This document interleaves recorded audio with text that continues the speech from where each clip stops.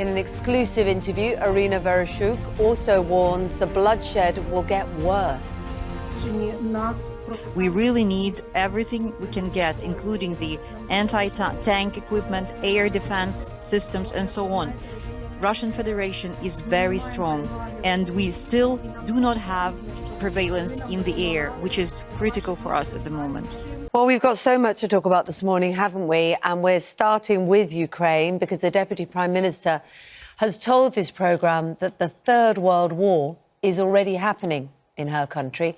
In an exclusive interview, Ірина Верещук warned the bloodshed would get worse. She said the speed of victory over Russia depended on how much political, financial and military support Ukraine gets from British and other Western nations. In the last hour, multiple explosions have been reported in the western city of Lviv, with a cloud of smoke seen near the airport. Here's our chief correspondent, Richard Caseford. Until now, it's been a safe haven filled with refugees from the fighting in the east. Now reports that the airport in Lviv in western Ukraine has been hit by Russian shells.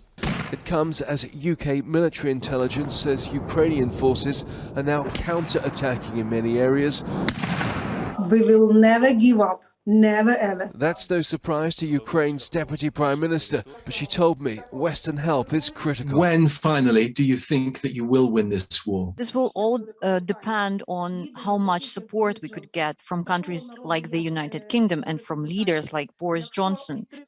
We really need everything we can get, including the anti-tank equipment, air defense systems, and so on. Missile defense systems are on the way to Poland, where the Defense Secretary paid a visit yesterday, part of an attempt to beef up security on NATO's eastern edge. But even as Ukrainians cower in basements like this in Mariupol or desperately queue to flee the stricken city, there's still no prospect of a no-fly zone amidst Western fears of escalation. What could the West do differently that they're not doing now to help?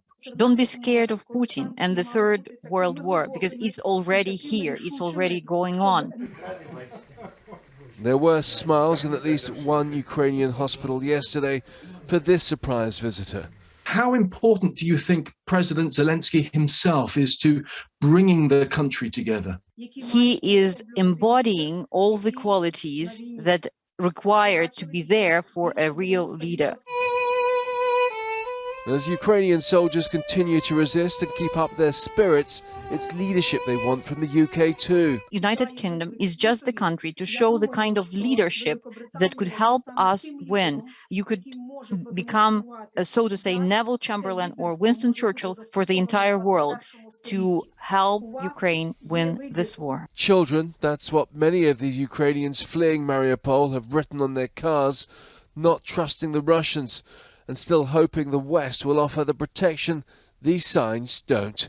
Richard Caseford, Good Morning Britain.